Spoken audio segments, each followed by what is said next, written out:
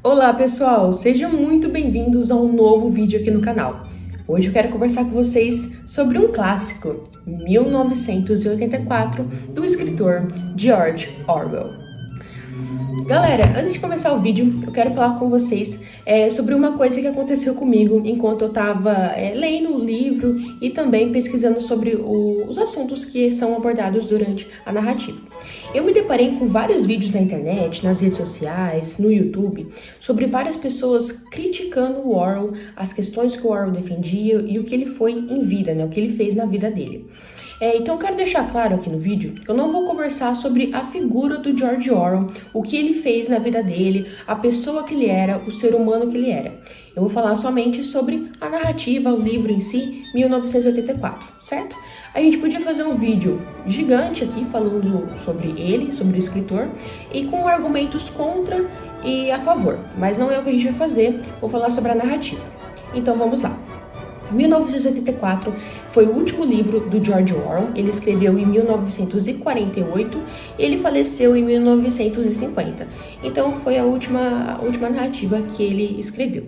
Então a gente vai se passar aí em 1984 e esse país, esse mundo, na verdade, que acontece nesse ano, é totalmente diferente do que a gente está acostumado, do que a gente vive. Então o mundo ele está dividido em 3 países: a Oceania, a Eurásia e a Letásia. Esses 3 países que governam o mundo, cada território deles, E o livro vai se passar na Oceania e especialmente na cidade Faixa Aérea 1. A cidade Faixa Aérea 1 seria atualmente a nossa Londres. Então é onde o livro vai se passar, onde o personagem vai viver a sua história. E pessoal, a Oceania ela é governada por um partido. E esse partido tem como a figura o grande irmão. Então, o grande irmão é um ser que observa tudo e a todos, que escuta tudo e todos a todo momento. Então, tem até aquela frase, o cartaz espalhado por toda a cidade que fala: o grande irmão está observando você. E como que esse grande irmão ele observa as pessoas? Todo lugar, em todas as casas, de todos os indivíduos que moram na cidade, que moram no país Oceania, tem uma teletela. Essa teletela é tipo uma TV bem grande assim, que é colocada em todos os lugares. No banheiro, na cozinha, nas casas, nos bares, no trabalho, nas ruas, nos becos, em todo lugar tem uma teletela. Então não tem nada que você fale ou faça que você não está sendo observado. Toda a tua liberdade, todo o teu livre-arbítrio não existe mais, porque você está sendo observado e controlado pelo grande irmão. É nesse tipo de cenário que a gente começa a perceber onde vai se passar a história. Então, a gente tem aí esse líder do partido, o grande irmão, que observa tudo por meio das teletelas. Uma outra questão: a sociedade em si, ela vai ser dividida por uma pirâmide que tem três fases, 3 etapas.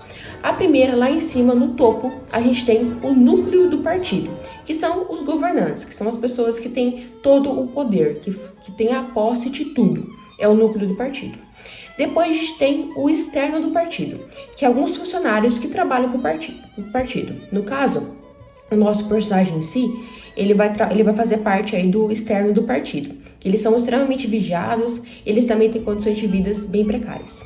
E abaixo, por último, a gente tem os proletas, que aí é a população comum, é onde não tem quase nada de saneamento básico, nem nada de educação, é o pessoal assim que vive por conta mesmo, tem um tipo de auxílio. Essa é a classe social que está dividida aí o nosso livro. E também tem essa questão, a sociedade dividida em blocos, esses blocos que formam o livro em si. E aí a gente vai conhecer nesse cenário o nosso personagem principal, que é o Winston Smith.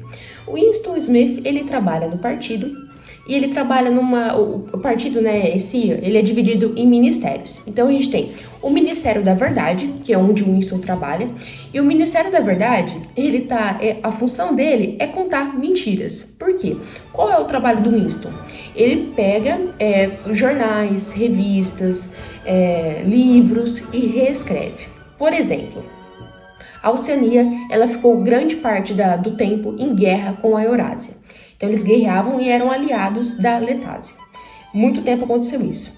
Até que em um determinado momento as coisas mudaram. Eles ficaram em guerra com a Letásia e aliados da Eurásia. O que aconteceu?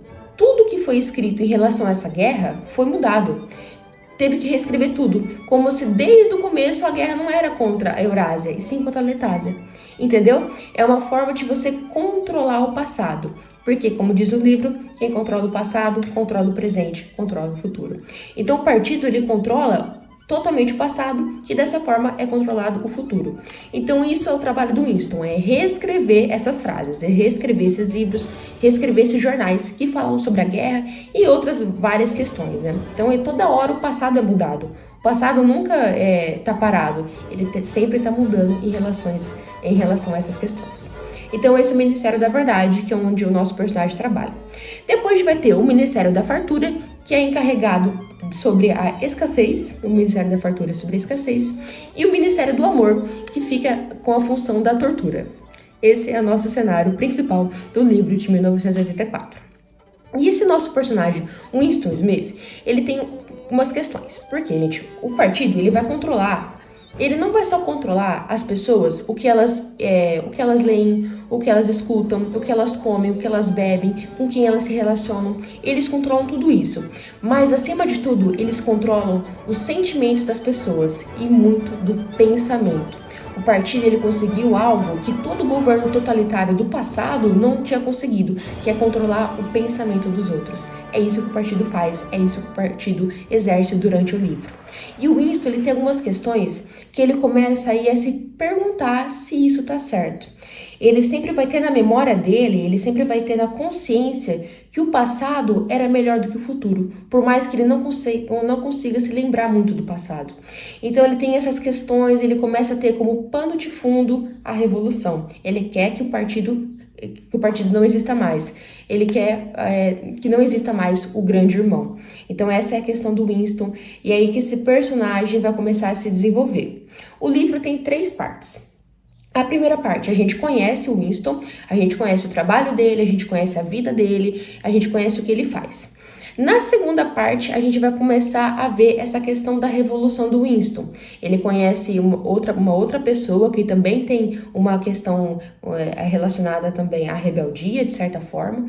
Então ele vai começar a desenvolver, ele vai querer começar a ter revolução em si. Essa é a segunda parte. Na terceira parte, a gente vai ter todo o desenrolar da história, o que vai acontecer com o personagem e tudo que envolve ele vai se desenvolver aí na terceira parte. O livro é dividido dessas formas. E também, gente, ao decorrer da toda a narrativa, a gente tem muito sobre a questão da memória do Winston. Então, o Winston, ele sempre tem alguns lapejos da memória. Ele tem lembranças da mãe, ele tem lembranças da irmã, tem lembranças do passado. Porque o que acontece? O passado, ele muda tanto a todo momento que as pessoas não se lembram mais do dia de ontem. Elas começam a se esquecer do que elas foram, do que elas eram. Então, tudo antes da Revolução, as pessoas não se lembram mais. Não se lembram mais de quando elas eram crianças, de como era a família em si. Tudo isso está mudado. Mas ao decorrer do livro, o Winston tem aí alguns flashbacks, né, eu diria, da memória dele. Então tem muito disso.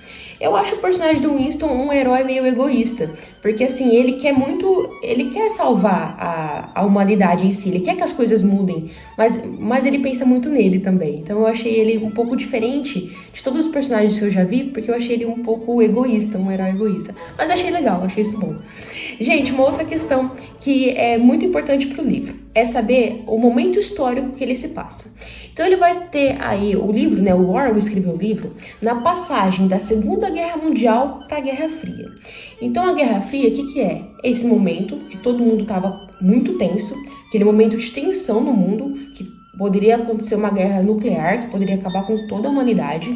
Então esse momento de tensão e muito do momento do inimigo invisível, que é essa questão do grande irmão, né? Que assim, não foi uma guerra com armas, foi uma guerra de invisível mesmo, né? Que era umas ameaças, umas comunicações. Então esse momento histórico que o autor viveu reflete muito no livro que ele escreveu depois, né? 1984. Algumas outras questões, gente. Eu posso observar durante a leitura do livro e entender as críticas que muitas pessoas fazem aí ao autor e à narrativa em si, sendo elas de esquerda ou direita, não entrando em méritos de política aqui. Porém, o que eu vejo muito, quando você termina o livro, o que eu consigo observar em geral é que o Orwell, ele quis fazer uma crítica, uma sátira ao totalitarismo, sendo ele de direita ou de esquerda. Ele quis dizer que um governo autoritário, que um governo fascista, ele é ruim sendo de direita ou de esquerda. Ele é totalitário, ele acaba com todos os cidadãos, todas as pessoas, sendo elas de um lado ou de um outro. Então, eu acho que essa questão do totalitarismo, essa questão de ter aí um ditador governando o mundo, é muito dessa questão do que ele pensava na época, desse governo totalitário. E muito, né, como eu disse, do que ele estava vivendo. Tem um slogan aí do livro que é muito interessante, que eu vou colocar aí pra vocês. Então, ao decorrer do livro, o Winston, ele viaja aí pela cidade, né, ele anda pela cidade, e todo momento ele vê aquele slogan: guerra é paz, liberdade é escravidão, ignorância é força. Esse é o slogan do partido, que tá aí e muitas vezes aparece ao decorrer do livro. Gente, minhas considerações finais. Eu achei um livro bem difícil de ler, porque eu achei ele sombrio e muito angustiante em várias horas. É um livro assim que você sofre uma angústia completa a todo momento, a toda página da leitura. Porque você acompanha o personagem e assim dá pra saber que ele vai se dar muito mal, que vai acontecer alguma coisa muito ruim. E não tem como ele vencer, de certa forma, essa força maior que ele tenta combater. Então eu acho que o livro ele me deixa muito com uma sensação de angústia, uma sensação de desânimo, de pessimismo em relação ao futuro, tá? Porém, é assim, gente, extremamente importante. Eu acho que é um livro que todo mundo tem que ler na vida, porque é bizarro o tanto que ele é atual. Ó, imagina, ele escreveu em 1948, imaginando um futuro dali pra frente. Se a gente pegar isso e colocar nos dias de hoje, tem tanta coisa que é atual, tem tanta coisa que é verdade. E a gente tem que tomar tanto cuidado do que ele disse, né, de ser tirano, né, do totalitarismo, de todas essas questões que ainda envolvem o nosso século, né, que ainda é complicado e é difícil de lidar no nosso século. Então a gente tem essas questões aí que o autor aborda durante o livro. Outros dois conceitos também que eu quero falar com vocês, que apresenta no livro, e depois já ficou conhecido aí até no dicionário inglês, que é o novo falar. O novo falar, o George Orwell inventou no livro, que é uma forma do partido de mudar a língua como a gente conhece.